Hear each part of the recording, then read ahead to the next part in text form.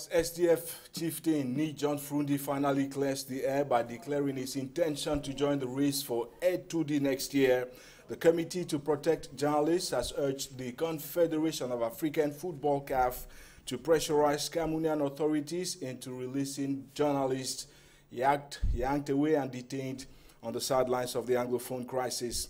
Elsewhere, as CPDM dignitaries in the FACO 3 in the Southwest region vowed to vomit Boya Mayor Patrick Ekema Isunge from their ranks, former Prime Minister Peter Mafani Musonge, aged 76, nots the marital ties with the new spouse. Thanks once again for your company as we prepare to set sail in a moment.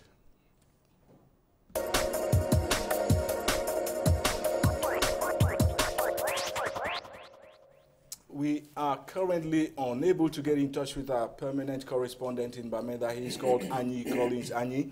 And the latest we hear is that there's a fire outbreak at the Nkwen market out there in Bamenda. Ellie Smith, this is uncomfortable news as we look ahead for the resumption of the new school here. Yeah, I think that even that resumption of the new school here is quite optimistic. Let's wait and see. We should not rush into conclusions. Catholic prelates have said that they should prepare, right? Yeah, they should prepare, but in the first place, the same Catholic prelates, when they were confronted to open their schools, said they were not the ones who called for the strikes. Okay. So now they are just saying it simply because they are the one to please the government. Okay. But about the Nkwen market, I'm not very surprised. From the news we got it that the market got burned by people who are enforcing the maintenance or the respect of the Monday ghost town operations. In other words, dubbed Country Sunday. Country Sunday, yeah. So it appears those stores that went up ablaze were simply those of people who had not respected the Country Sunday, which is also a sign that, contrary to what we think, the situation is not under control, because I spoke with a government minister, I think 2 days ago, who said, no, everything's under control. It will only be under control once Aguabala, Fontem, and all others were kidnapped from West Cameroon and taken to Kondangi are freed. That's a picture of pessimism Ellie Smith is painting out there, Enrique Jan. There's no assurance that September will come and schools will resume normally in the English-speaking Northwest and Southwest regions of Cameroon. That's the second time there's a fire at the Nkwen market for virtually the same reasons. Yeah, Ellie sounds pessimistic, and any other human being living on this geographical space would probably sound pessimistic like him.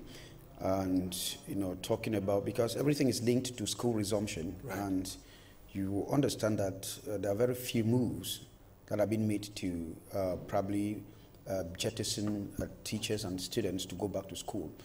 Don't forget that recently the MPs of the ruling CPDM party actually rubbished proposals made by those of goodwill like Dr. Muzu, who want that a dialogue forum should be called so that they could discuss these things very fast and then, you know, chart a way forward for school resumption.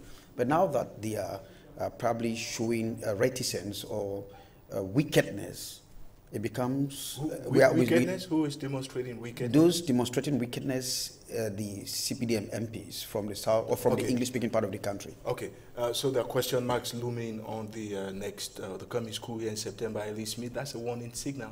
It's a warning signal. That things need to be sped up, negotiations need to gather momentum as soon as possible. Of course, yes. To borrow a leaf from what Kenyan just said, if our government, the ruling party, and I don't want to accuse even the Francophone government in Yaoundé, I want to accuse the CPDM MPs of West Cameroon, who seems to ignore what is going on.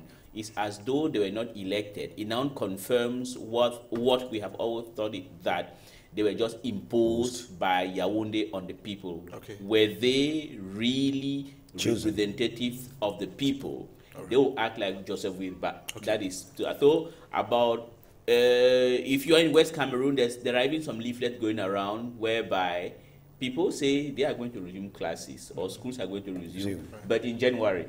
All right. Yeah, that's what some people that that's offsetting the normal school year from Cameroon. And so now in recent years, well, that was just a tip-off. It was a breaking news beat. We expect to get in touch with Anyi Collins Anyi, our permanent correspondent in Bamenda, before the end of this program. So Collins, hurry up and contact Emmanuel Beverka, who is the producer for this edition of Tough Talk. And so in recent years, Ikema Patrick Esonge has had his reputation seriously stained by a series of rather uncanny scandals after fornication photo leaks, after his public bragging about frustrating an SDF march in Buea in the wake of the Anglophone crisis. He is once again claiming the headlines, and Kejan Henry Atembe, this time around, the charge is huge. The mayor, Patrick Ekema, appears to have gained admission into the University of Buea through the window, maybe the back door. That is what is said, and from our indication, this is another scandal, like you said, after the one. Well, I don't know if it's fornication because I know he's married, so I don't know if love out of marriage is fornication or fornication photo leaks, right? It's adultery. Right? Okay, good, whatever. But it was scandalous anyway, and this is another one because we know the this University of Buea has spelled out conditions for admissions, and for what I know, to get into admission to the University of Buea is 5 points. 5 points. Now he has gained headlines across the media, whatever platform, and we all know from the findings of the Human Rights Commission of the Southwest Region that he had just one advanced levels in history. I think grade E. Grade E, that's last grade that's for last A-level grade for A levels. Well, since I wrote the A levels, I don't know what have been what it takes now to have a grade there. But then, yes. Yeah, but then that is not the recommendation. So they were asking, how did he get admission with one grade or 1 point or one paper, which is a fail normally? Okay, so at one point in time, he was actually appointed by the government of this country to serve as faculty officer at the same University of Buea. Ellie Smith, the question people have been asking is, since this scandal erupted at dusk of last week, what is he still doing at the Buea, at the helm of the Buea municipality? He should actually leave office or be forced to do so if the veracity of these claims are verified.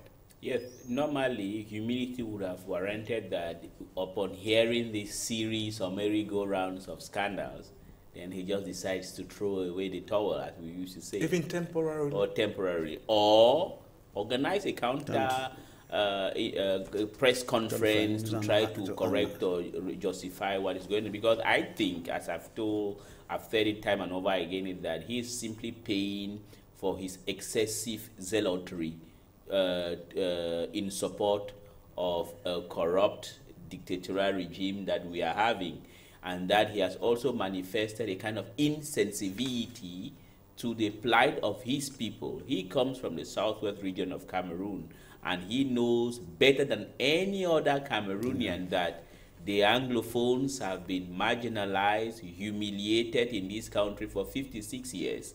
And if he cannot share any sympathy, why don't he keep his mouth shut? So he's the architect of his own fall. He's the one who has decided to stay the nest of a hornet. So he must be able to withstand and defend himself against the attacks that comes on him. But I want to think that I like politics. I like to do something in a clean way in doing it. Okay. There are things I don't want to get into it, but I think I'm very sorry about what is going on. He's the cause of all what is happening. It's good that you say you like politics, Ellie Smith. Ekema, as the mayor, may be no stranger to controversy. Kejan Henry Atembe, but with elections around the corner next year, this is good news for the opposition, right? Well, not only for the opposition, but for those people who have received very good chunk of insults from him. But don't forget that even if it was not public, it was not made public that he went to the University of Buea with one advanced level E-grade. E-grade. After failing just what he did. Actually, because we've been receiving information that nobody could even vote him. Don't forget that when he took over from Senator Mbelamuki Charles to complete Mbelamuki's under controversial circumstances, very controversial circumstances, because he had abandoned office for more than a year as the first deputy mayor. But the text is clear that, of course, in the absence of the mayor, the first deputy steps in. So But then, like you said, the very controversial situation has actually beckoned on some people not to vote. Well, not him, probably I'm saying his party, because I doubt if his party would still probably want to have him on the list when they will probably build up a list for the elections come 2018. So Ellie Smith, the mayor's dubitable UB admission not only deals the governing CPDM party a big blow, it actually also casts substantial doubt on the University of Buea, the Anglo-Saxon epitome of education in Cameroon, which used to go by the motto, the place to be. Is it the place to be anymore? I think it's still a place to be. As I said this morning, and I will repeat it again, it is not simply because of one flower that we can generalize that it is a rotten place. I think that until other cases like that of Ekema are brought up, only then can we now write off the University of Buea to be a university like University Mariam Gwabi in Congo Brazzaville or any other underrated university. But I still think it is a reputable university. It's still a cradle of Anglo-Saxon university in this country. Remember, it is the first English language, full-fledged English language university in this country. Okay. I want to believe it was just a mistake. The person who did it on behalf of Ekema wanted to help Ekema, but that person never knew that Ekema was a person who was uncultured, ill-mannered, and a fanatic. But to the discharge of Ekema, you know, we know all the way he came to power. So he's just trying to do that to please his masters in Yaoundé. So that is it. But some say the scandal involving the Buea mayor actually is a tiny tip of a huge iceberg of certificate fraud at the University of Buea. Ekema has gone on to obtain a master's degree and even a PhD, and some say it is time to go and verify the genuineness of those papers. No, I want to put it this way. He actually nursed the interest in studying. That you see somebody who has the interest to study. Who fails. But because he failed in an exam, yes, and fails and continue attempting, it shows that he really wants to go to school. But that's no pardon for that is no pardon through the back door. Yes, that is no pardon to go to school through the back door. He tells you that he really wants to go to school, and now he went, like you say, through the back door, and he read, he read and was graded. He read and was graded. Let us be very careful here. He read the history. And was graded. And was graded. He read the history in the university and was graded. Let us accept that fact that he read the history, was but the graded. foundations were still shaky. He went now. He was going to school, read the masters, and got the admission. I think he has a PhD honorary anyway. That is from Azusa University in the US. I've seen complaints already. Some people say they never found his name on the roster of students. Honorary. No, that is an honorary. Right. Even if it's supposed to be honorary. Yes. So I still have friends of mine who say they've gone through the roster at Azusa University in California in the US and they never found his name. Ellie Smith, we're going to listen to, you called it the Hornet? Yes. When you mentioned the nest? The nest, yes. All right. And now that Hornet is supposed to be the Southwest Regional Delegate for the National Commission on Human Rights and Freedoms is called Christopher Tiku Tambe.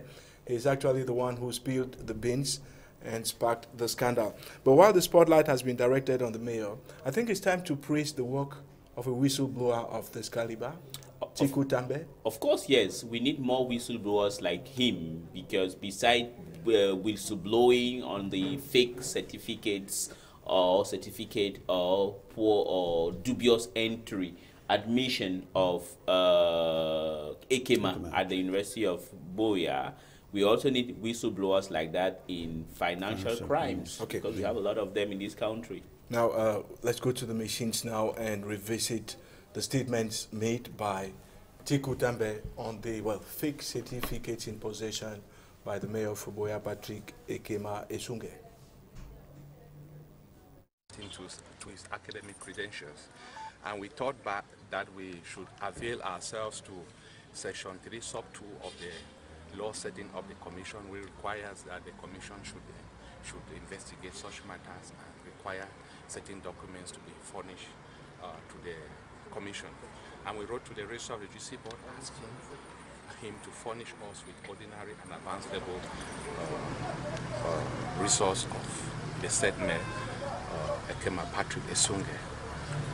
From our analysis, we noted that the highest grade he earned in 4 attempts he wrote the advanced level was an A grade,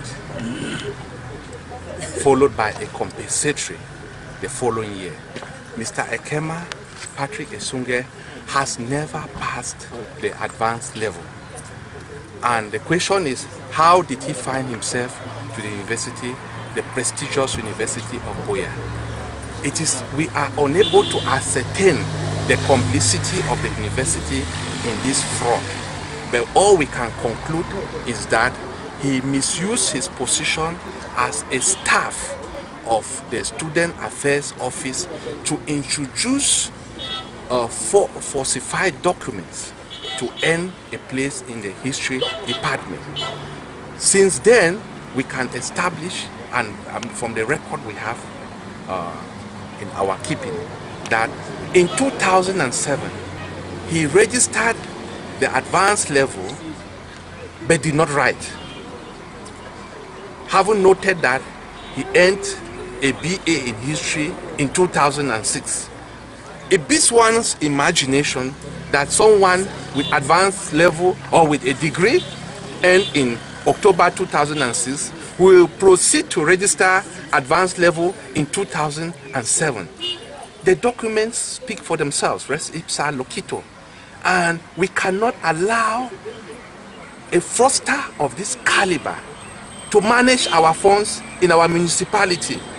The population has been crying foul, foul, foul, because we have noted over the years that instead of embarking on developmental projects for the benefit of our community, he spends time corrupting officials to support him, and that is why up till date he has an illegal firearm which he is unable to furnish the public with a permit from the Minister of Territorial Administration or the President of the Republic. This has been brought to the attention of the Commissioner for Government, and no investigation has been opened for the past 6 months or more that we submitted our complaint relating to this firearm. Was the Southwest Regional Delegate for the National Commission on Human Rights and Freedoms, Tiku Tambe Christopher, explaining how he got about exposing the mayor for the Buea municipality. We have Nana Walter Wilson. Hello, Nana Walter Wilson. Good morning, Divine. Hey, I could hear some noise around you. I thought you were at another news break event. No? No, I'm just in the newsroom. We're trying to prepare the news for the day at Media Free Radio. Oh, so you no longer work for the Post newspaper, Nana? No, I've moved forward to Media Free Radio. That's fine, and that's very good news. So let's come back to the issue at stake, and that is, well, the scandal enveloping the mayor of the Buea municipality, Patrick Ekema Esunge. You were spotted in those images, with your microphone close to the mouth of Tiku Tambe. Now, is this a case that will eventually lead to some heads rolling out of office, do you think? Divine, actually, we'll say that we are looking for the truth, and we were at a press conference to understand this wave of search which has been going on by the Ministry of Finance and the Ministry of Public Service Administrative Reforms to find out what is happening with administrative assistants and workers in state universities. And so the issue of some workers with irregular certificates came to the fore, and the Human Rights, National Commission on Human Rights and Freedoms thought that they could go beyond this issue of rumor that I've heard around to see how they establish the truth as set to be made public by the Ministry of Finance, Public Service and Administrative Reforms. Okay, Nana Wilson, so far the mayor for the Buea municipality has opted for speechlessness. Is this latest scandal considered across Buea as the definitive way out of office for Mayor Ikema? No, the issue, these are allegations that have been coming out.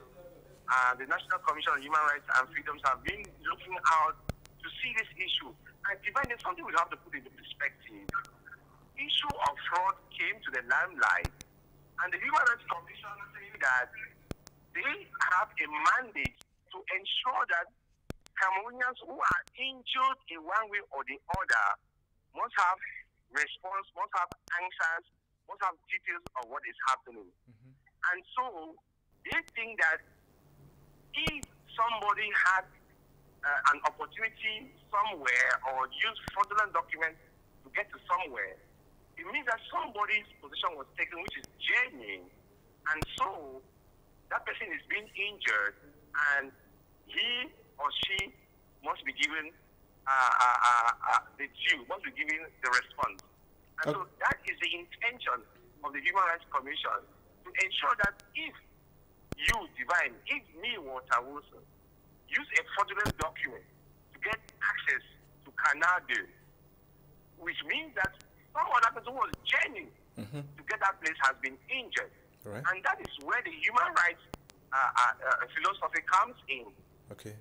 And so they have to ensure that the person who used a fraudulent document to get a position and get benefit of that position should be punished. And so they are, according to the law governing that commission, they are supposed to bring to the fore these people who are going contrary to the law.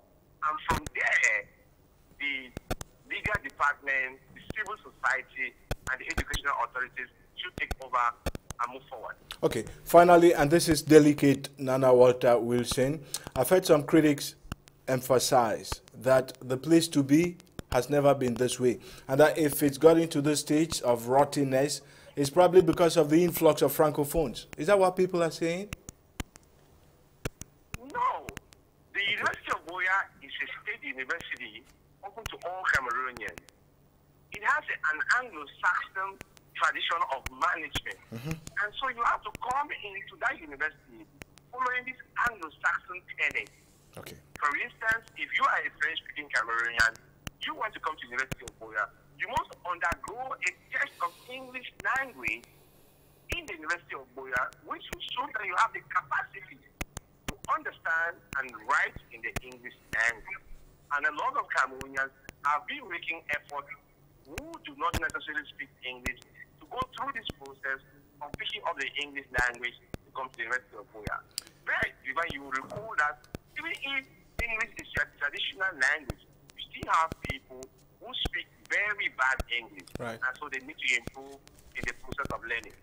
Thanks very much, Nana Walter Wilson. Of course, just to remind our viewers that Higher Education Minister Jacques Famendongo, who was in Buea Monday to commission into office the new officials, including especially the new Vice Chancellor, Horace Manga, has promised that he's going to take this as his first urgent and emergency consideration when he gets back to Yaoundé. Do you believe? Of course. Do you believe him, or do you consider his statement another cosmetic or you know, an instance of verbal cosmetics? Of course, the minister, after installing Dr. Horace Manga as the Vice Chancellor of the University of Buea, as well as Professor Edward Ako Oben as the Pro-Chancellor, he did listen to the pocket of students who were raising these grievances and said, my dear students, I've listened to you, I've listened to your message. As I go back to Yaoundé, action is going to follow. Have your peace, stay calm, go back to your homes, and ensure that you go back to classes. Everything will be managed. Thanks a lot, Nana. Thank you, Divine. And good luck at your new post at Mediafig Radio. That's news for us. Congratulations. Thank you very much. We stay posted. Thanks very much. We'll be getting back to you in the course of the evolution of the scandal currently engulfing the mayor of the Buea municipality. We'll be back in a jiffy to pick up our first sticking point for this other edition of Tough Talk.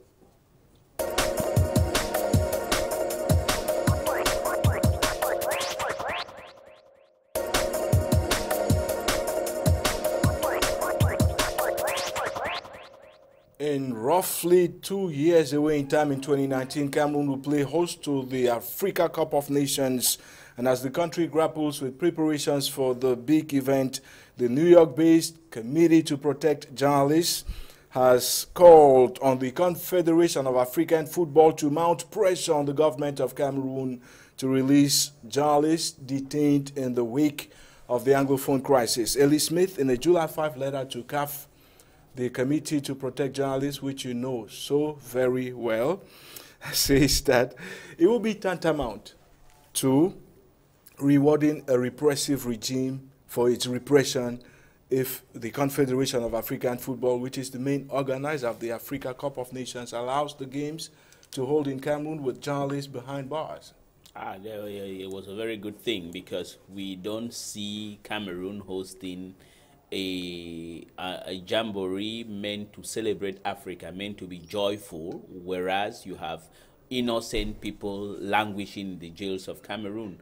So I think the CPG did very well, and also it's a message, a straight one, to Mr. Ahmad, the man who dethroned the long-standing Cameroonian president of CAF, that if he really wants to change CAF, as he claims, one benchmark where he will be judged on how he sees that journalists of member countries are treated, because those journalists are the ones who are going to help him in cleansing the house that has been so defiled by Issa Hayatou for the 25 or 29 years that he has been at the helm of the affairs of faith. So I think kudos to the CPJ, and I think that the government of Cameroon now should wake up from their slumber and release those who are in jail for nothing.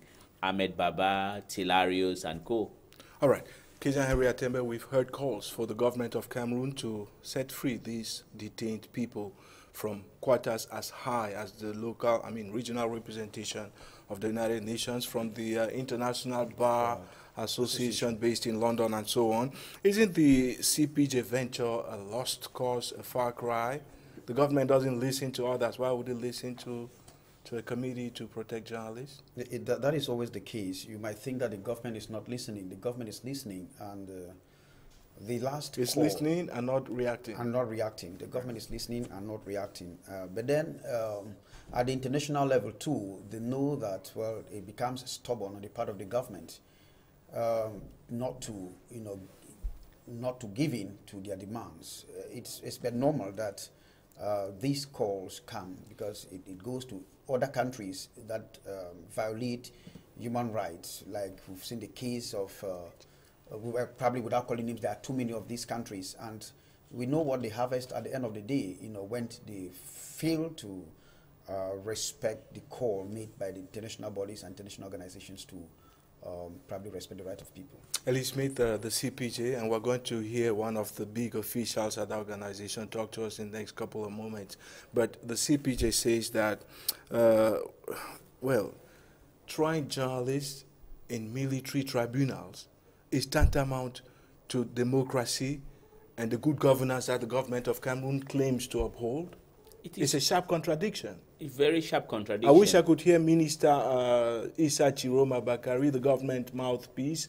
He apparently is missing in action this time around. Yeah, he's not parroting anymore. So I think he should be in a problem. He should be in deep problem himself. This is a kind of regime whereby it's really a criminal regime. It eats even those who defend them, such as Issa Chiroma Bakari. If he's not speaking anymore, then he has problems. It is true. You cannot say you are a democratic country, and at the same time, one of the judgment through which a country is defined as a democracy, which is free press, is under suppression. In this country, for example, you want to go and attend a program. When you look at a list of names, they say the name of Ellie Smith is there, the program is suspended. If you want to do such a thing, so the press in Cameroon is not free. Stupid. The proprietors have this sledgehammer of the government on their head, dangling on their head. So I think if the government claims to be a democracy, as it likes to market herself to be, then there is no place for journalists to be arrested and put under behind bars, as they have done with people like Abba or Tilarius, Fofong, and the rest. I only think that these journalists are being judged at the military court simply because the government has already prepared in advance. This is their war against terrorism. Yes. Anti-terrorism law. Anti-terrorism law was just a kind of veil. They put us a wool on our face because they wanted to try now to clamp on the press. Some say the government is using the law on terrorism to channel discussions and, of course, obstruct the press from free speech. Kejan Henry, the CPJ notes in passing in the letter addressed to CAF that if Cameroonian journalists cannot freely exercise their duties, what about hundreds and probably hundreds of colleagues who will be coming into the country for coverage of the 2019 AFCON? Cameroon is not known for harassing foreign journalists anyway, well, except Ellie Smith has an experience. Cameroon is not known for harassing foreign journalists. That I will confirm. Oh, no, you confirm, yes, I contradict. Well, anyway, yeah, because it depends on what you come for. But we've known cases where. What do you come for? You come to report, for Christ's sake. Yes, yes. It's true. We've known cases. Randy Josa of BBC was even whisked. In fact, machines confiscated during the first trial. Zigoto Chaya of France 24 was recently arrested for reporting on the Anglophone and crisis. So on and so forth. Because the government, when you come to report on probably issues like the human rights and freedom, it becomes very delicate for such journalists. But it is true, everything centers around politics. Even if these journalists have to come out from different countries, I think somehow they might want to get some information that might not go well with the government. Okay. Because a sporting jamboree is not only to come and report how people kick the leather. I think far from that, you need to report about the culture of the people, you need to report about the way of life. So, but if a journalist comes and finds out that there is serious genital mutilation going on, the journalist has to report on that, not necessarily coming to report, and that might not go well. If those people come and find out that, well, there is a serious problem of the abuse of human rights where they are, they will report on it. I think the government, CPJ, is just telling us that, well, if these are the things that are going on in the country, then there's no need for us to come and put the lives of hundreds of journalists in danger. Ellie Smith, the CPJ additionally notes that the decision by the Confederation of African Football to have granted the hosting rights for the 2019 competition to Cameroon was probably a blunder in the first place. Now, can we foresee a scenario wherein Cameroon will be dispossessed of the hosting rights? Is it possible? It's possible if the new man at CAF is serious. Ahmed is serious. And I think what the CPJ has done is very important, because we had a similar case in Gabon where Mr. Brazard, a host of a program with a French TV station, made some utterances that the Gabonese government was offended and decided to throw him out of the country. Now, what the CPJ has done is very good, and I think they have done a very good strike, because we are living in a government that are very proud people. That thing called Africa Cup of Nations, first of all, I don't want it to be organized in Cameroon. Because why? Simply because it's a kind of public relations stunt to show the world that Cameroon is a peaceful country, whereas we have seen that Cameroon is not a peaceful country. This is a country at war with itself. Why do you want to deceive people, give a false image of your country?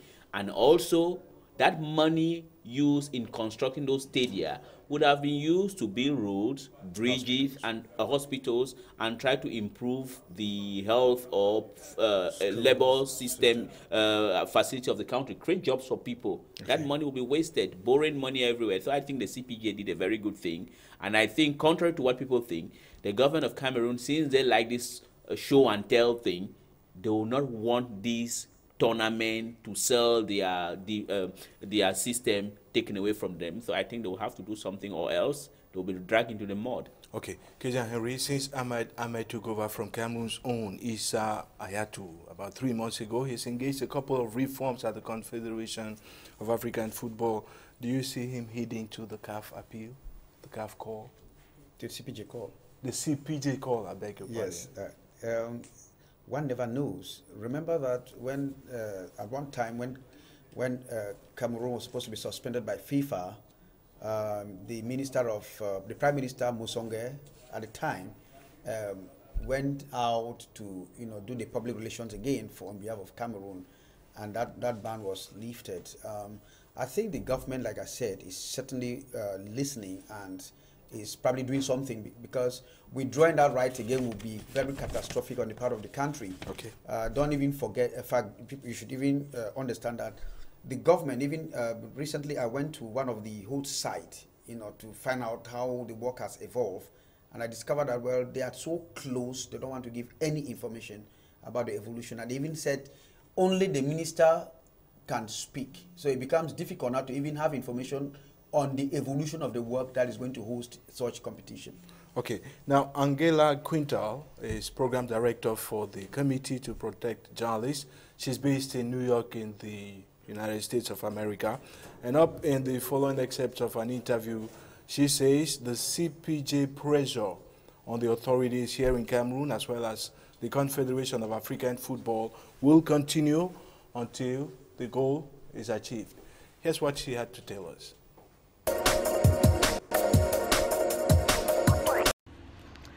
Hello, Divine. Thanks so much for your questions. Just that you have my details. My name is Angela. My surname is Quintal, and I'm the Africa Program Coordinator for the Committee to Protect Journalists. In relation to your first question, have you had any response from the Cameroonian authorities and CAF since you launched the call for the release of the detained journalists? No, we have not. Frankly, the Committee to Protect Journalists would rather see real action on the part of the new leadership of the Confederation of African Football in terms of our request than, simply acknowledging our letter.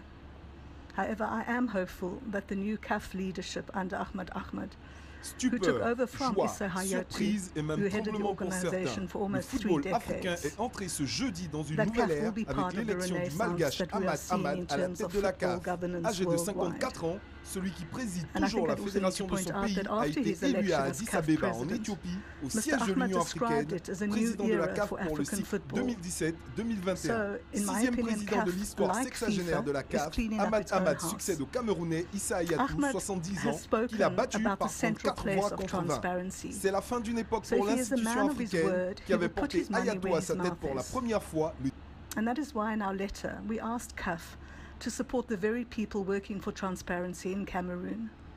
And that, of course, is the country's journalists, who today work in fear of joining their colleagues behind bars for that same commitment to transparency that he was talking about.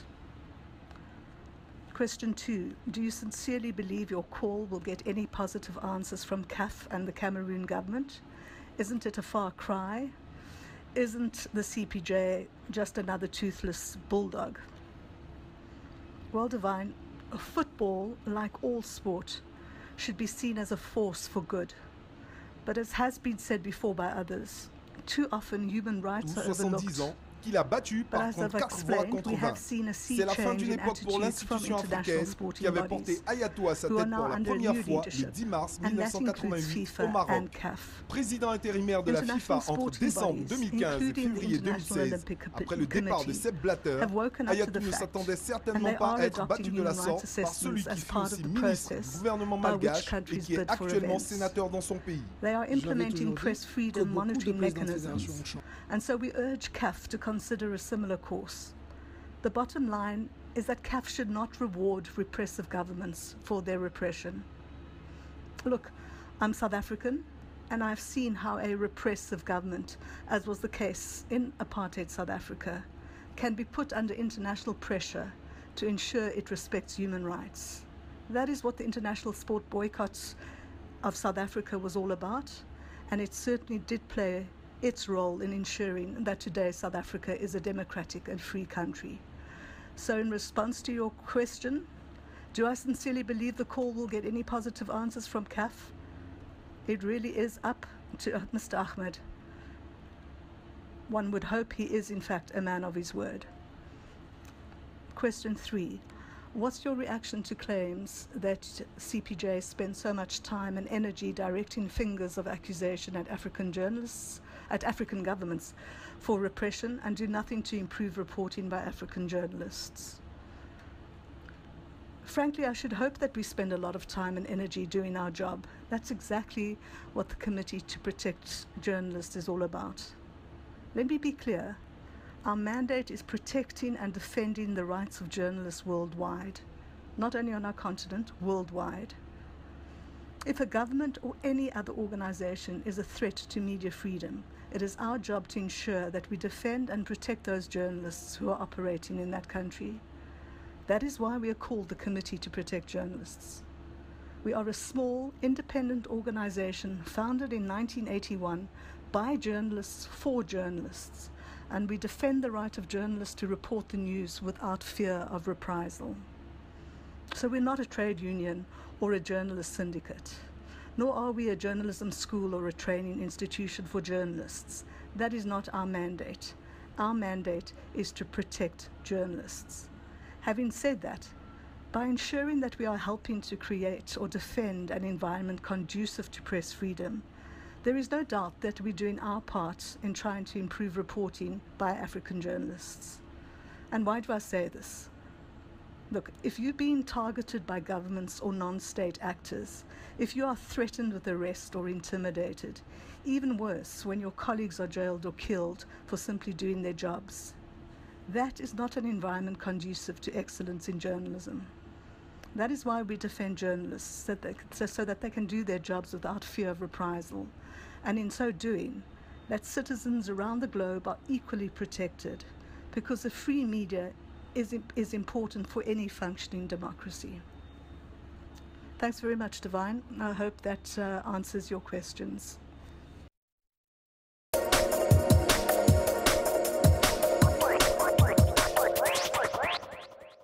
And thanks very much, Angela Quintal, for sharing your thoughts with us. Remember, she is the Africa Programs Coordinator at the New York-based Committee for the Protection of Journalists, the CPJ. Every time she shares something is trending. And Gina, welcome. Thank you. What's trending? We'll take you to Yaoundé, precisely where the 11th sessions of the Episcopal Conference of Bishops of the Central African region is currently going on. That's what it has a similar name to an organization run by Cameroon's First Lady, CERAC. It's called ACERAC in French. That's the abbreviation. Well, so yeah. And the bishops are meeting, about 80 archbishops and bishops from the Central African sub-region are meeting to discuss issues that concerns the Catholic Church. But as it was expected by many observers, at the center of their discussion was the controversy that surrounds here the death of one of theirs. That's the Bishop of Bafia, Jean-Marie Benoit Bala. Exactly. Who disappeared on the 30th of May. Exactly. So the saga continues, you know. And yesterday, while they were fielding questions from the press, the president of the National Episcopal Conference, that is His Grace. That's of Cameroon now? Yes, yes. Monsignor Samuel Kleda. Exactly. He said, and he was very clear, that they have proofs that the Bishop of Bafia was brutally assassinated. And Divine, you want to remember that the National Episcopal Conference of Bishops of Cameroon held an emergency meeting where they stated that their colleague, Bishop Jean-Marie Benoit Bala, was brutally assassinated. And after that, that information went viral. Everybody was talking about it. And later on, the Attorney General of the Court of Appeal for the Central Region issued a release. Mr. Kleber Ntamak. Exactly, that's the name. And in his release, he was explaining that after an autopsy carried on the corpse of... That was the second autopsy, right? Yes, yes. After the first one done by local medics. Exactly. After that autopsy, they said that the most probable cause of the death of the bishop was by drowning. And this is a report that has received a lot of backlash, especially from prelates that are currently attending the summit. I'm sorry, I'm going to interrupt you there because Kejan is still here. And the question, I mean, when they say the most likely or the most probable cause of death is drowning, it doesn't mean that he could not be killed and then dumped in there. That's still drowning, is it? No, you don't drown. Drowning is when you have life. That would be submission. And then you cannot be submerged except you carry a lifeless object. And when you're carrying out an experiment in physics, to submerge in water. So drowning, it means there's life in it, where the fish doesn't drown, because those aquatic organisms do not drown because they live there. So in this case, probable drowning, which means that he drowned or he committed suicide. Okay, Gina? Yes, I think they are just leaving the picture open. Yes, because... So anything can happen? Yes, anything can happen. I mean, this matter is not yet over. And you see the bishop are saying, and they are very, they're saying that they have proofs. But they say that... Cameroonians who say you cannot, expose an autopsy report and say investigations are still ongoing. Exactly. Those are some of the criticisms that have come up. But, well, the government knows the way it does its things. I wouldn't want to comment on that. But you see, the bishops have been saying that they are responsible people. They cannot hold an emergency meeting to say that this is what happened. Our colleague was brutally murdered if they didn't have proof. They know what they are talking about, and they are saying that the proofs, they are going to be putting up these proofs when the time is right. When is the time going to be right? We don't know. Because some critics say it's a mind game. Because if you have proof, challenge here and now, rather than wait for later. Why wait? Well, we don't know. Maybe they want to, I don't know if I would say, maybe they want to lay their colleague to rest and then bring up the matter, because there have been really so many controversies surrounding. I even wonder if he's resting, even though he has not yet been laid to rest. I mean, there's so much talk about... rest in peace. Yes, so it's really something that the Catholic Church would look into. Thanks once again for coming. You're welcome, Divine. It was my pleasure. Thanks. We'll see you again on Thursday when we come to find out what's been trending. And, of course, what trends is what makes news, the hottest news of the day across Cameroon and sometimes beyond. We'll be back in a moment.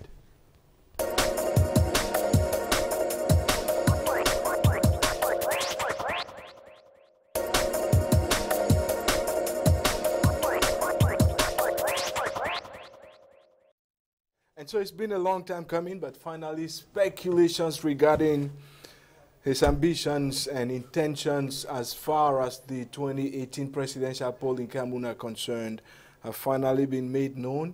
And SDF chieftain Ni John Frundi actually declared the intention from faraway London on the flagship program of the British Broadcasting Corporation, Focus on Africa, hosted, of course, by Peter Okoche. That was on July 5, I repeat, in London. Does it bother you, Ellie Smith, that the chairman had to leave Cameroon and go to London to announce his intention to run for presidential election in Cameroon next year? No, it doesn't bother me. We are in a democracy. Anybody has a right to run for the top job of the land. I would have been worried had it been he was not an open person, because I think the credit to Frundi is that he's one of those rare party leaders, especially a leader of a large party and important. You remember the SDF, the largest intra and extra opposition parliamentary in the country. What is good with John Frundi is that he's open to the press. Okay. So there's no problem if he leaves Cameroon and goes to offer an interview to a foreign media like the BBC. But having said all those, I have a problem. All right. My problem simply is that if there is one person in this country that has respect and praise for Frundi, I am one. I love him. He has done a lot. If today we are where we are today, it's because of one man, it's because of his courage that we are where we are today, that we can speak openly, even though we know we may be arrested or killed, but at least we can speak. Okay. It's because of Frundi. I would have wanted that Frundi, after multiple attempts, because he would have been long president of this country, but due to the rigging, perpetual rigging of the elections, he has not been able to accede to the top job of the land. If I were him, I think it is time to pass the baton of command to somebody else, or try to prop up somebody else to succeed him. In that way, his name is going to be written on marble.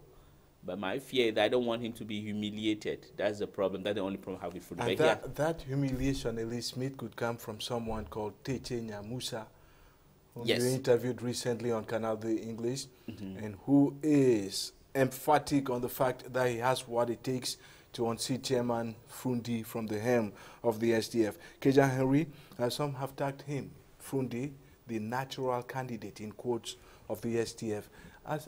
Do you see him losing at any upcoming convention? They say it's in October this year. Yes, without... Convention or primaries or something.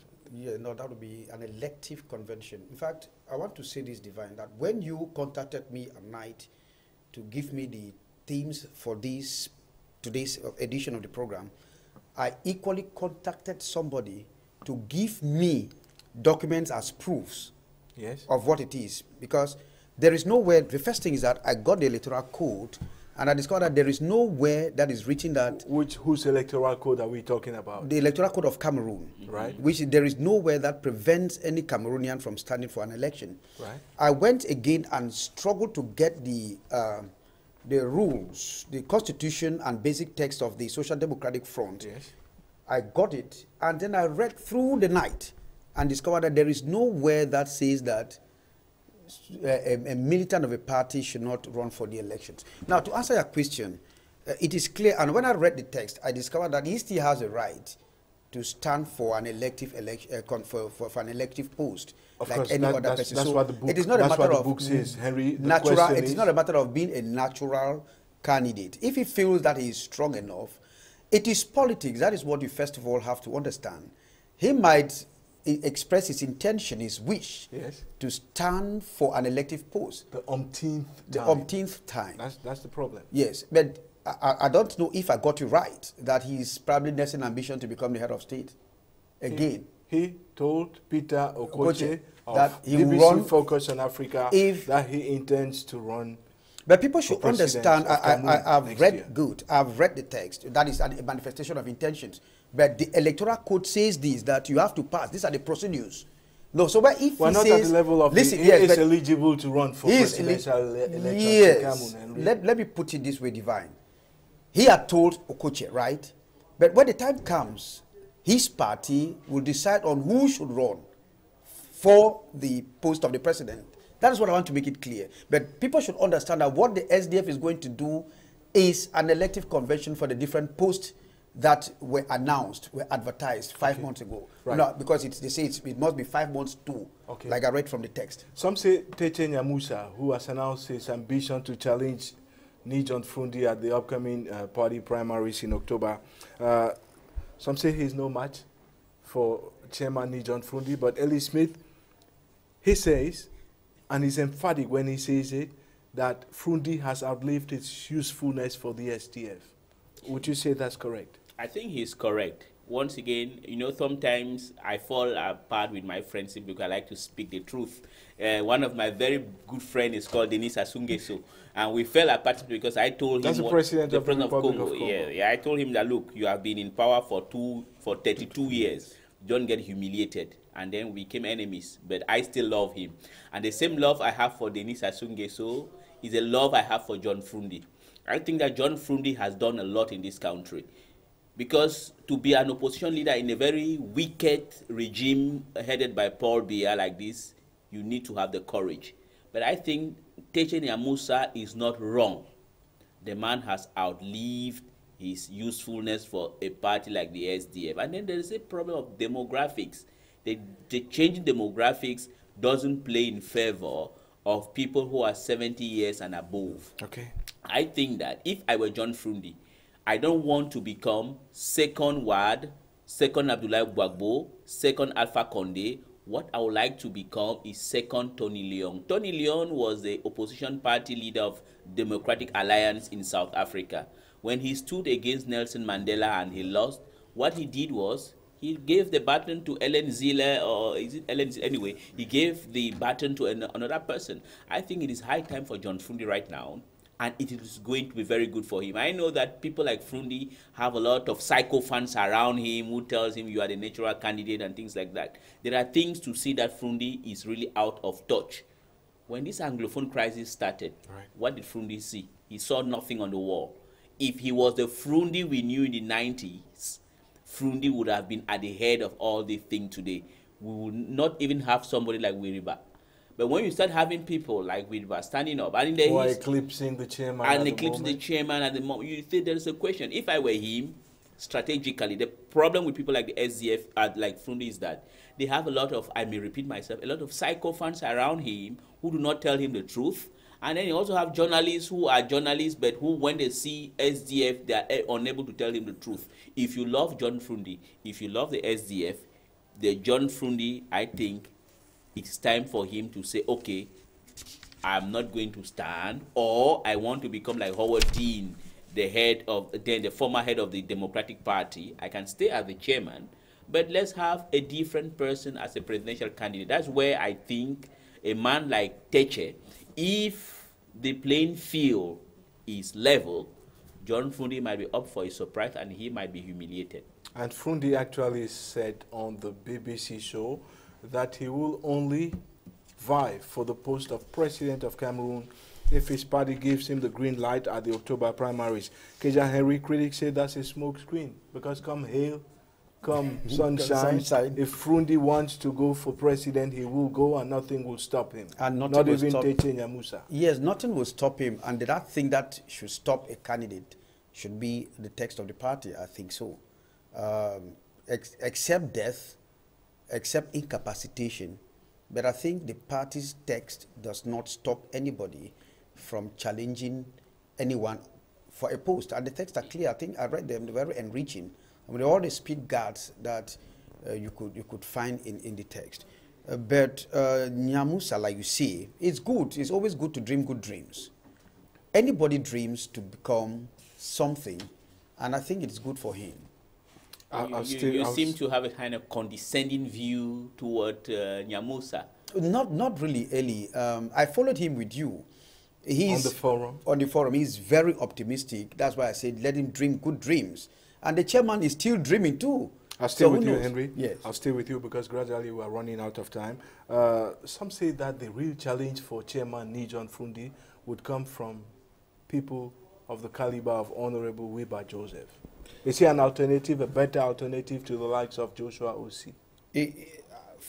Probably it's a difficult question to answer. Let us not forget that, sometimes we make out names out of circumstance. The circumstances surrounding Wiba's, Wiba's fame, you and I know very well. Unprecedented fame is the never happened within the ranks of SDF except for chairman and during the Win of Change in the 90s. I beg to differ. There was one man in the SDF called Andrew Akonte. He was very popular. There was a commandant of the, how they call that, they have your military, your guard. The Vanguard. Yes. So we need a yardstick to find out how popular he was compared to Honorable Joseph. We have social media. Anyway. Yes, anyway, it's good to Henry, who is the better alternative, Wiba or Joshua Osei, as a successor to Frundi? Well, probably that man. In fact, the parameters are difficult it's difficult to measure because generally I like to measure people when they go for competition. Me, I will not say Osei is better than Wiba or vice versa. But if they open the floor and the people lobby, because it's a campaign, it's a democratic party, for what I understand. Just like the CPDM, just like the UPC. Aren't you sidestepping the question, Henry? Not really. If you don't want, let me tell you, aren't you sidestepping the question? I am not sidestepping. I just want to say that, well, if he declares his intention, because nobody is forcing another candidate to stand for a party. And before what I know, Divine, I repeat this. The intentions were made clear right up to the ward level. So whoever thought he or she would stand for a function, even at the level of the chairman, Nyamusa has already applied probably to be the chairman of the party. Okay. So when they go for the elections, probably the votes or the delegates will separate them. I'm not sure our viewers got satisfaction from your responses, but let's move on to Eli Smith. Reacting to insinuations that he might be too old and too weak to continue, having the reins of the SDF in his hands, Frundi said he is not like other political figures in Cameroon who have become leaders for life by not organizing electoral conventions. But he is, until further notice, the eternal leader of the SDF, Eli Smith. Yes and no. We might put it that eternity simply because he has been there since the foundation, right? Yes. But I think that you cannot. That's why I say until further notice. Until further notice, but we cannot also compare the SDF with the CPDM. Yeah. I think even if he did not name names, he was trying to allude to the President of the Republic, Paul Biya, where you have. So what's the difference between President Paul Biya and Frundi? They've both been. No, there's a difference. The difference is that, first of all, Paul Biya, the head of state of the Cameroon, whereas Frundi is the head of a political party that wants to run the country. But I want to repeat once again, I don't want to talk about the age of Frundi. He is still strong. What I think is that he should read the handwriting on the wall. And the demographics is not a very good thing in his favor. We are living in a society whereby we want people at the head of the country that are at par with the people they are governing. Frundi is out of touch, and it's simple. And to respond to one of your questions, perhaps it was directed to Kejang.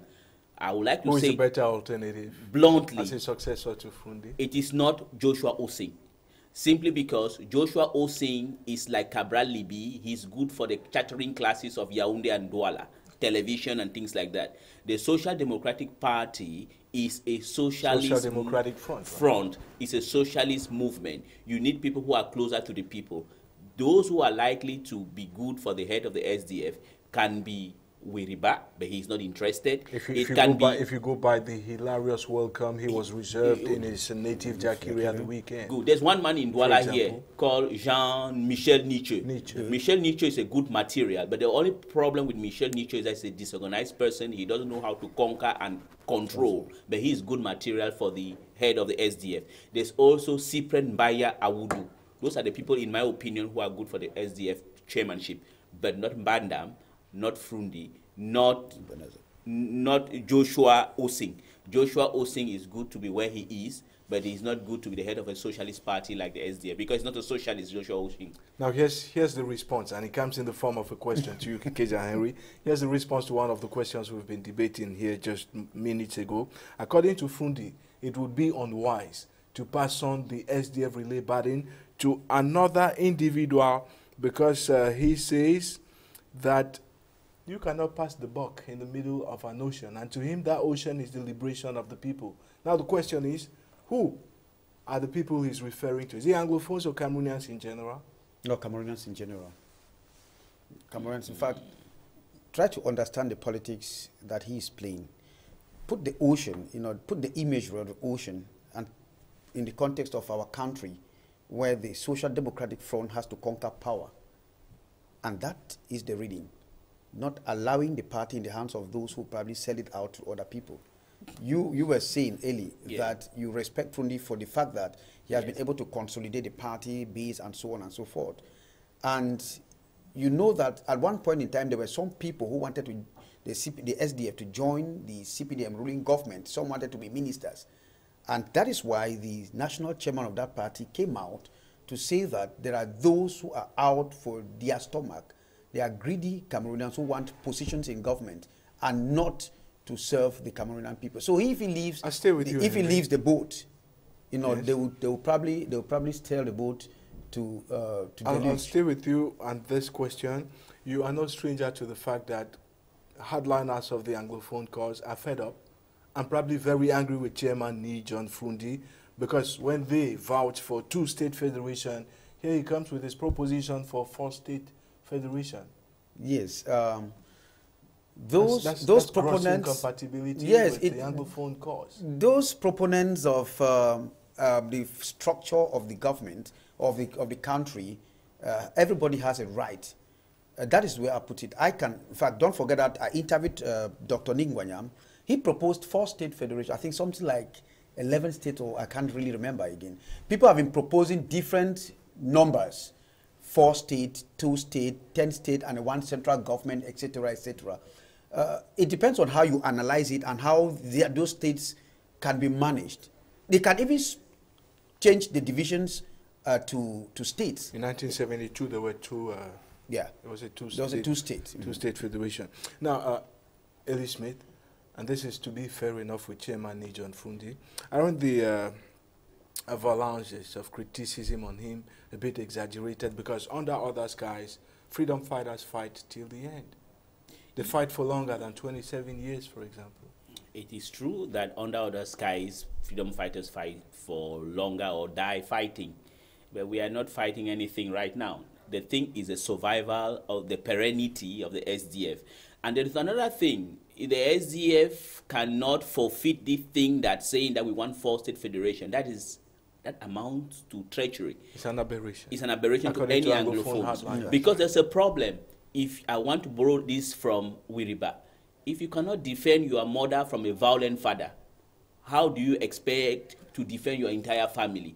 If Frundi cannot stand up and speak openly and cleanly that we need two state federation, but whereas look at this party called UDC of Dr. Adamu Ndamjoya, their base is in the noon, but yet it's a federalist party. They want two-state federation. Adamu Ndamjoya of the UDC, and if the SDF simply because, and that's where accusations and insinuations are propping up.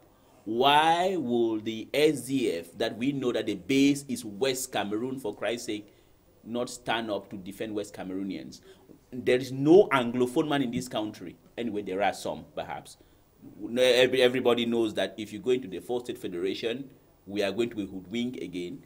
The only thing we need in this country is two-state federation. Go back to basics. That's the foundation of this country. Okay. If the SDF cannot defend on us on that, it is the fault of Chairman John Frundi. Maybe that position of the chairman will change, because SDF MPs under the leadership of Honorable Joseph Mbanda are announcing the holding of an all-Anglophone conference that will be the 3rd edition from the 18th to the 19th of August in Buea at the foot of Mount Cameroon in the southwest region. Enrique Johnson say it's better late than never. Yeah, the SDF has been feet dragging on this issue, but now they want to take the bull. Yes, by it's the better. horns. Sometimes there are situations that you need to study very For how well. long? It doesn't matter how long it takes, but it's better to drive on slowly towards and come up concrete a and palpable solution to the problem. And I think they have gathered enough facts so that when they will sit in Buea, they will come up with resolutions that will probably probably well in the minds of Anglophones. But this is yes.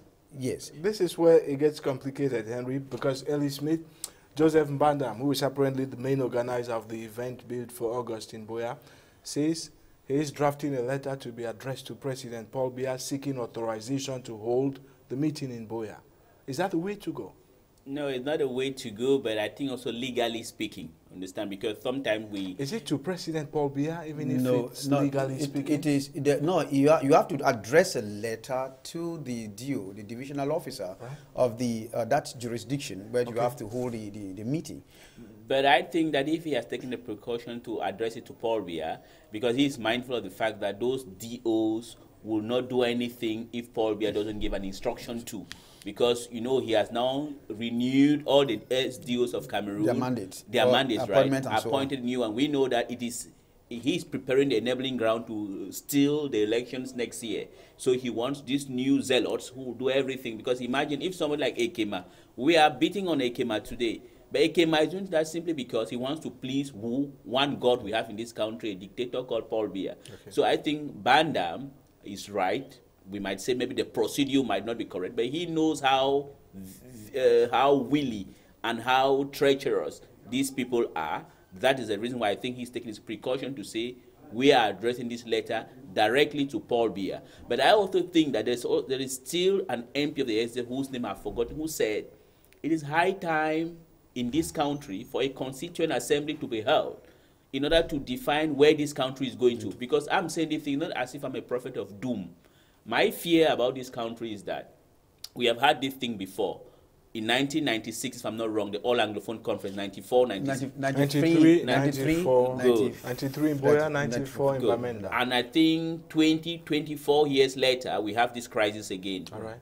The next 20 years is not going to be the thing of people marching and you beating on them. The next uprising of the Anglophones in this country, if things are not solved, is going to be weaponized. Okay. Do we want it to be that way? I think no. I think we should heed to the call of Mr. Mbanda. And the SDF, Henry, the SDF MP say if Cameroon has gotten to this stage in the evolution of the Anglophone crisis, it is as a result of the collapse of recommendations proposed at the AAC1 and AAC2. So this time around, is there any hope that something strong enough? Yes, there is hope because the contexts are different. The contexts are different. During the AAC one, which took place at the Mount Mary, I remember I was there, I was in Boya. The atmosphere was very gloomy because at that time, people did not know where we were moving to. And you see, the wind of change had already blown after the Tiananmen Square incident that you and I know. It took courage for those who organized the AAC, the Ekontans and the rest, to hold that meeting. If at that time, when we thought that it was even forbidden to hold such meetings, if they could hold it, it means that today they can still hold a meeting to chart a way forward. Don't forget that the bishops are meeting, and they are talking about the fact they have expressed the need for peace, for love, as a key to stability. And if we start infringing on rights of association, then it will not be well, because these guys are meeting to discuss ways and means of how to solve the problem of the country.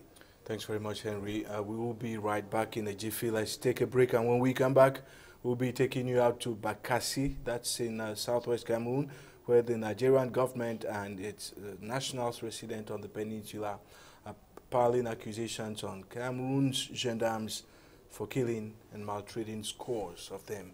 We'll be back in a moment.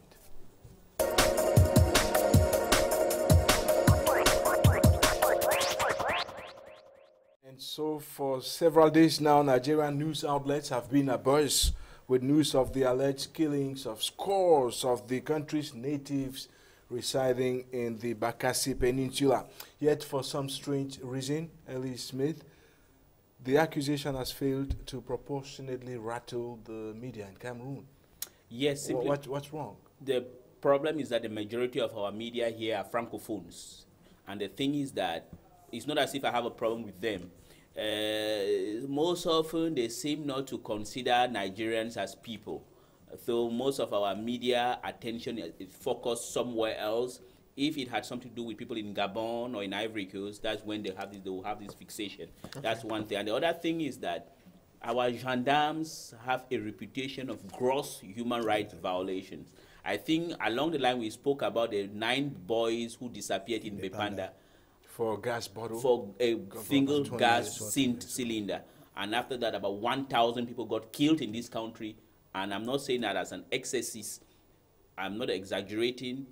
Lawyer Jean de Dieu Momo is alive to testify. He has documentation. He has a lot of documentation. So we have this, the brutality of our police forces or our security forces has simply been transferred to a part of the country whereby there is no, the focus on them is not that much. So they feel that, okay, the Nigerians there are just fishermen, so they don't care, so they can just allow themselves to abuse on them. And I'm happy that the persons who have raised the alarm are not the Cameroonian media. It's a pity, but the Nigerian press, which shows that the Nigerian press is much more dynamic than ours.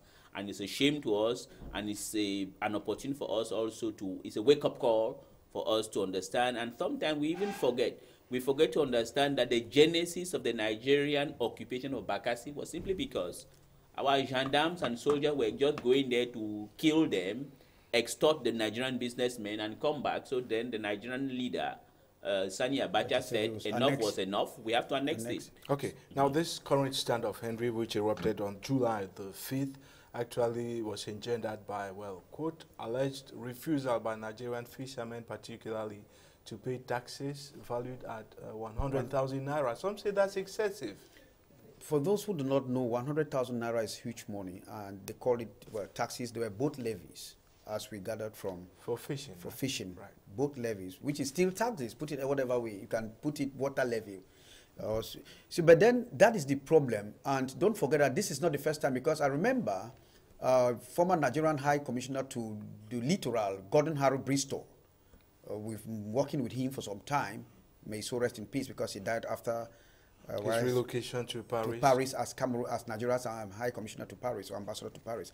He has been doing much at the level of continental diplomacy to make sure Cameroon or his people live, you know, in respect to the laws of the land. I remember he's done much to bring all his people, get them registered, even those who are living illegally. and he has always begged them, and even organized meetings to beg the Cameroonian authorities, especially the police and the gendarmes, to also respect the rights of the citizens. But it's a rather unfortunate situation, and I think during one of his visits, the minister delegate to the Ministry of Defense in charge of the Gendarmerie, Jean-Baptiste Bokam, said that he was not pardon his collaborators who are extorting people. He did not talk of only Cameroonians, because he even mentioned the fact that foreigners have been extorted by gendarmes. And you remember the last case, 2 gendarmes extorting Cameroonians at the east end of Douala. They were punished with punitive transfers and so on. And I think he is taking note of all these things. And I think those gendarme officers working around that coast should be punished. Eddie Smith, well, some of the returnees from Bakassi who actually arrived in the Cross River State as well as Akwa Ibom State, they actually testified that they saw a huge number of people being killed. In fact, while some sources put that number at 97, Nigerian media reports say they're very modest. Actually, they say about 10 people were killed. We're going to go and listen to a Nigerian news report on this matter in the next couple of minutes, but then this thing is lying low, probably because the world agenda is elsewhere. Is in Germany, the Hamburg G20 summit is probably not around Africa and Cameroon in particular. It's in Mosul, where we have news of the defeat of ISIS. Yeah, I think that's one of the reasons. Killing 97 should attract world attention. It should attract world attention if the media were doing their job. I think the only media, as you said, was the Nigerian media that has been talking about it, and I want to premium time. Yeah, the premium time, right? I want to commend you first of all because even though you are Cameroonian, you have this, you are conscious, you have this, you are humane, because sometimes some Cameroonians behave in a very absurd manner. But I'm not surprised if, as Jean-Baptiste Bokam rightly said, if the gendarmes can be extorting and killing Cameroonians, how do you think they'll give any value to Nigerians? And there's another thing that people fail to understand.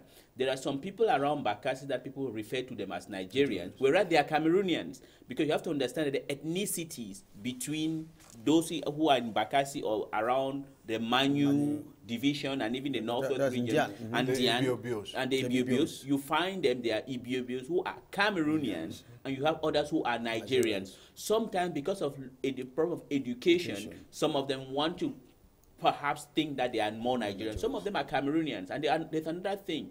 If you are a Nigerian born in Cameroon, for Christ's sake, you are a Cameroonian. And that is why, Eli, the Green Tree Accord, Divine, actually makes specifications 2005 in the US. Good. That because of Cameroon to ensure protection of Nigerians or those living around that area, that they should feel comfortable to live across or within the borders. If they opt to stay in Cameroon, they should enjoy all the protection and privileges like Cameroonians. So what I wanted to insist, I'm sorry to interrupt, is that I wanted to insist on there's another problem, which is also the ignorance of some Nigerians, right?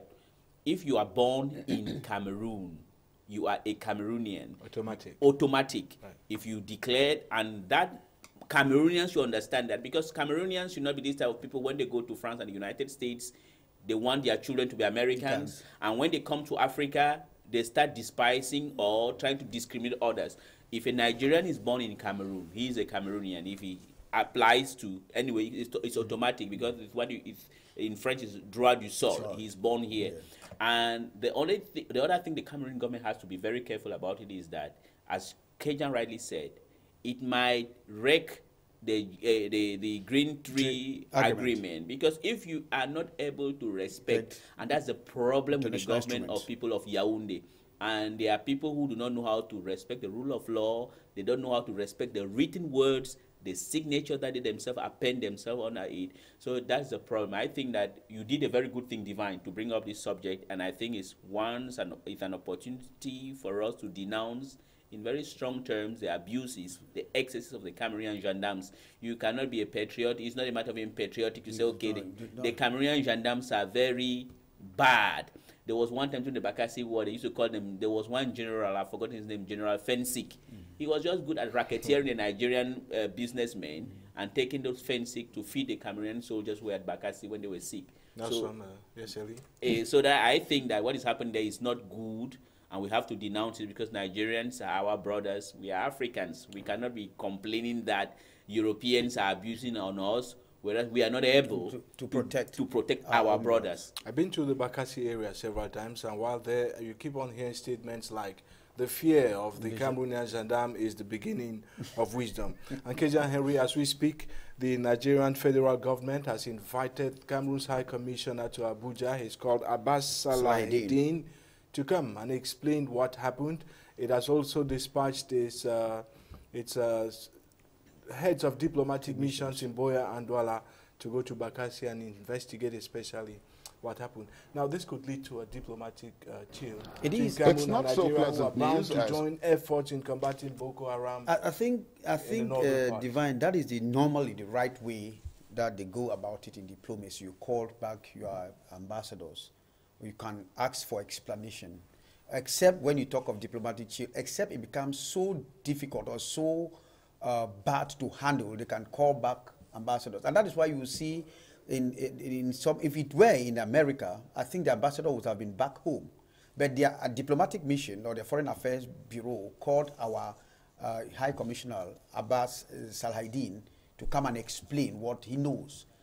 That is probably the first move. Don't forget that we have about, if my figures are not erroneous enough, I would say 4.5 million Nigerians living in Cameroon, residing in Cameroon, which means that to bring back 5 million, that is a whole country itself on its own. I mean, the population of Nigeria living here, which means it is a very difficult situation to handle. That like you said, it should not cause a diplomatic chill. It may not cause a diplomatic chill, but Ellie Smith, Nigerians back home are very crossed with former President Obasanjo for letting go Bakassi. Now, if they consider this, and they've been doing it, considering this as gross provocation on the part of the Cameroonian gendarmes, they could retaliate, and a new skirmish erupts in Bakassi, which is not good for the health of diplomatic relations between the two nations. Yes and no, but the good thing for Cameroon is that Nigeria is now a democracy, and there are things that Nigeria would not have wanted, would not have tolerated, but this time around they would tolerate. The other thing is that was a fear in Yaoundé when Buhari was making his campaign, because people knew that Buhari was a nationalist, and when Buhari comes to power, maybe he would want to launch a retake of Bakassi, because. And you see, once again, the Cameroonian media used to lie here how Cameroon is succeeding there, but at the end we discovered that Nigeria had occupied 70% of Bakassi. But I think Nigeria will not come back to it, because Nigeria is a democracy as opposed to Cameroon. And the thing is that in this crisis, the good thing with Obasanjo is that, if it's a good thing, is that Obasanjo did those things there. It was because Obasanjo then is not because he loved diplomacy very much. It's not because he loved Cameroon. It's not because he loved Africa. It's he was because, compelled. You know, he was not compelled. Obasanjo had his own plan. Obasanjo's plan was that he wanted to change the constitution of Nigeria. There were a number of things that he wanted to please the international community to back him. But unfortunately for him, the PDP then, that was the ruling party, which is like the alter ego of the CPDM today, decided to wreck the boat, and it did not happen. And Nigerians were very bitter about him. But then it set a precedent, because this type of peaceful negotiation of territorial occupation is one that Nigeria and Cameroon ought to be feted and set as an example, because we have cases like Bolivia versus Chile. We have cases where Iran is occupying part of Qatar and Saudi Arabia. Nothing has been done. We have a lot of cases, but this one between Cameroon and Nigeria was judged and adjudicated in a very amicable way. But the people who want to destroy it right now are the Cameroonians. We have to say it, the gendarmes of Cameroon, because they are too corrupt. So they are the ones who want to destroy it. But I think that since the Nigerians have done the first step is to call a diplomat for consultation. I think Salahideen will be patriotic, humble enough to report back to Yaoundé in all honesty. But I want to say that we sometimes accuse Paul Biya of a number of things. I think in such a situation, Paul Biya knows that it is his lifeline, and he's not going to joke about it. Okay. Once Salah reports to him, he's going to take serious steps. All right. And we've been seeing a couple of serious steps taken as far as sanctioning wayward and overzealous gendarmes are concerned. Now let's go to Channels Television. It's a leading broadcaster in Nigeria, and see how the media in Nigeria has been covering the story. It's not so pleasant news, as over 100 Bakassi indigents were today kicked out of Cameroon by the gendarmes. The reason given by the authorities there was that the residents did not pay their taxes, totaling about 100,000 naira imposed on each person. These residents were those who chose to remain in Old Bakassi after the ceding of the oil-rich region to Cameroon. The returnees were said to have arrived Ikang local government area of Cross River State at midnight and are presently scattered at different locations in neighboring Akwa Ibom State, as well as in communities around Ikang in Cross River State.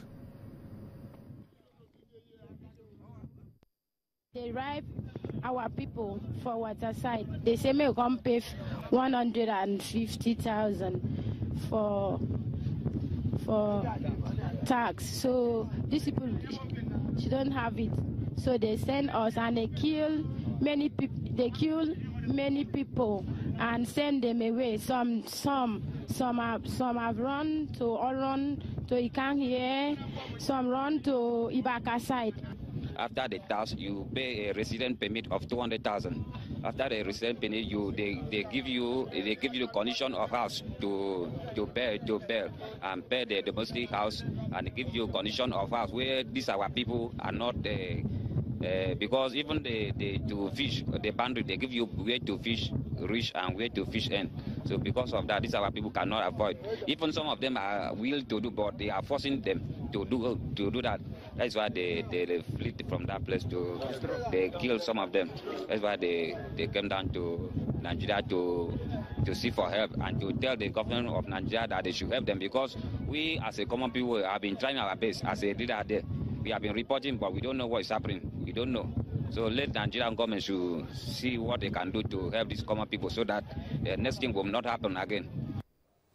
And so thanks very much to our colleagues at Channels Television in Nigeria. We'll be rounding up Kejan Henry. Bakassi is still Cameroonian.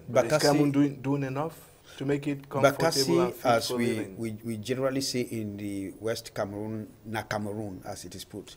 But I want to say that I'm very vexed with the government. The government that has, since the death or the demise of Jacob Lekunze Ketuma, who used to manage the Bakassi Development Project, projects manager, he died. The project too died, because we are not seeing what the government is doing. Every year the government gives, I think, 4.5 billion francs, and the lady who is there now, I don't know if she's chopping the money. As former secretary at the Prime Minister's office, Meboka, whatever, I can't remember the name of the lady. And then you have you look at the whole sector after Pamo, Plantation Pamo du Cameroon. The people are suffering. Now, if we cannot develop that place, that area, to encourage people to go, teachers to go teach, people to do business, then what else do you expect? So why did Cameroon fight to take the land? Bakassi, Ellie Smith? No, they take it and let it lie follow? No, it's a waste. They fought to take over Bakassi because France wanted it to control the wealth of oil there. They didn't fight it because they love Bakassi a lot. It's just because France want that oil there. So the Cameroon government, seeing they are stooges of Paris, they did everything to take Bakassi. But there's another thing. There's one company in the south that is suffering, Plantation Pamol du Cameroon. The government of Cameroon is extorting that company, waste her investment to develop some place of Bakassi. At the end of the day, they don't pay that company. So another company that might go bankrupt is Pamol, and because of who? Because of the government of Cameroon. And Pamol is a parastatal. It's a parastatal, yes. So that's how we begin to move out of this other edition of the Tough Talk project. Kejan Henry, former Prime Minister Peter Mafani Musonge, has noted fresh nuptial ties. He's age 76 or probably more. Well, how do you react to news like that? Well, it's a good thing for him. At this age, he needs somebody to pamper him and give him the comfort. It's too cold these days. So he might die of cold. Cold kills, let me tell you, to be very honest. So we say congratulations to him. All right. I saw it on the social media, receiving food from the newly wedded wife.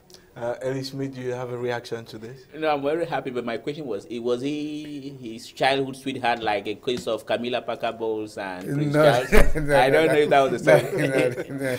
Thanks very much for having stayed out there and stayed on with us. Lebja Roland was on the mixer. Chamani Patrick was supervising. Emmanuel Bivika on the machines, on the cameras rather. Of course, we had Angela Quintal from New York contributing for this committee to protect journalists. Nana Walter Wilson from Boya, and of course Channels Television contributed to this edition of Tough Talk. Stay on, there's more to come on Canal D English.